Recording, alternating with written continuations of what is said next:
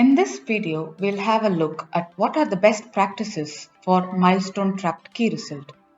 Using the milestone-tracked key result, a significant amount of work can be easily divided into manageable milestones that can be monitored efficiently. Profit.co provides an option to create milestone-tracked key results that will be progressed in a series of sequential steps. Click on the search and select sequence to add your milestone sequence.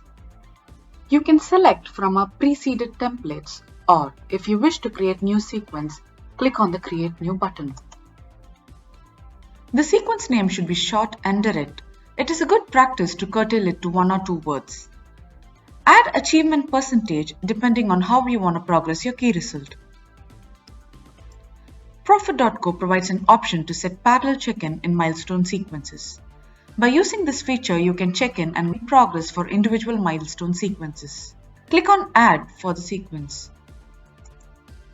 Once you've created the sequence, you can add it to your key result. If you wish to make your sequence more descriptive, you can simply navigate to the key result overview page and add notes or documents to your key result.